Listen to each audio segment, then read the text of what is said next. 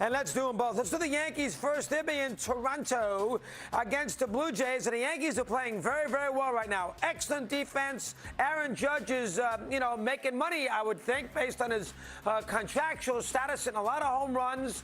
The Yankees have gotten very good pitching. Cole good the other day. Cortez has been very, very good. Bullpen, of course, is their bullpen. They played very good defense. They're a better team than they were last year. First off, LeMahieu is healthy. Rizzo for the whole year. The shortstop's done a nice job there, too. Falafel, give him credit.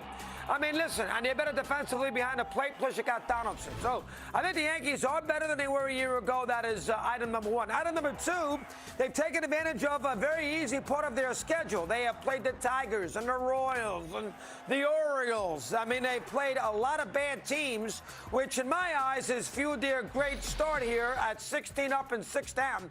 There's only 4 Yankee teams since 1959 that have had a better record in the first 22 games than this Yankee team. And remember, the Yankees, and they won a pennant in 60. They won it all in 61. They won it all in 62. They won the pennant in 63. They won the pennant in 64. And then they were great in 76, 77, 78, and were great under Torres. So you're talking about, and, to a certain degree under Girardi, won a championship, and boom, that's a lot of good teams. And this is the 5th best start, thereabouts, in the first 22 games that the Yankees have had since 1959. So, listen, it's gone all right for them. They've taken advantage of a very easy schedule. You get in Kansas City, they stink. You get in the Orioles. I know the Yankees trouble with the Orioles a year ago. They swept them at Yankee Stadium. They won the Tigers series in Detroit. I mean, they haven't played a real quality, they played the Guardians. I mean, think about it. The Yankees in their last 4 series played the Tigers, the Guardians, the Orioles, and the Royals. I mean, they should play well. They've lost 1 game, and they should have. It's a little different now, a deeper end of the pool here against Toronto, but the Yankees are somewhat better, and again, it's 16 and 6. They lead the division right now over the Jays, who are 15 and 8, but I like the Jays scenario better than the Yankees. First off, the Jays have played 6 games against Houston. They've won 4 of 6. The Jays also played a series in Fenway, won 2 of 3. The Yankees played the Red Sox at Yankee Stadium, plus Toronto visited Yankee Stadium and got out of there with a split, and the Yankees had to win that 4th game of that series to do just that. Toronto's done a superb job. They pitch very well. They're going to hit. They've won a lot of close games, which you also like. A lot of theatrics for the Blue Jays.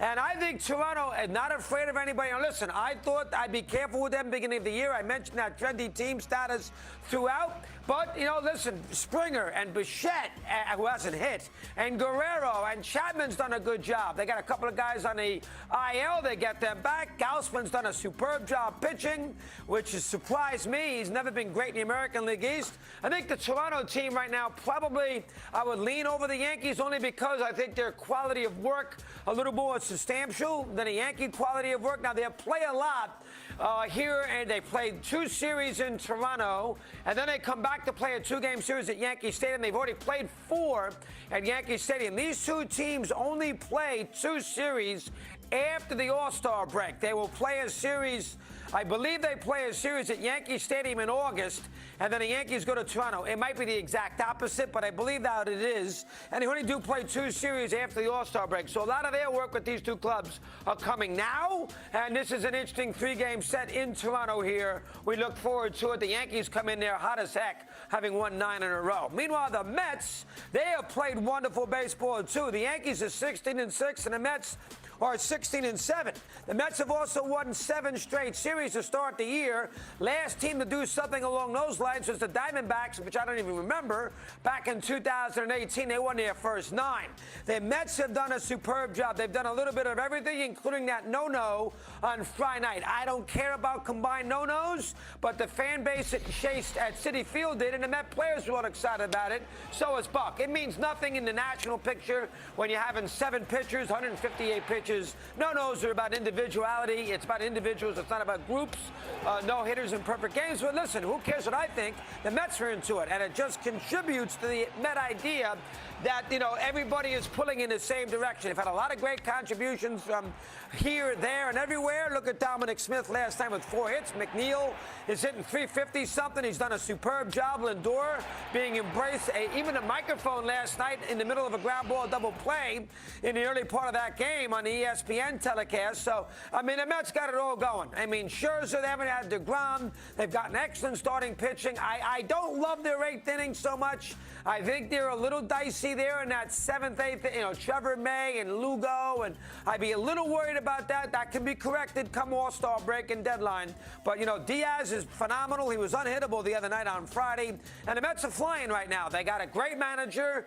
Everybody loves Buck right now. An older guy getting another chance.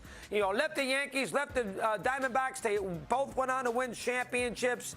He never got a chance to taste it. Who knows? Maybe he'll get this opportunity here now with this Mets team.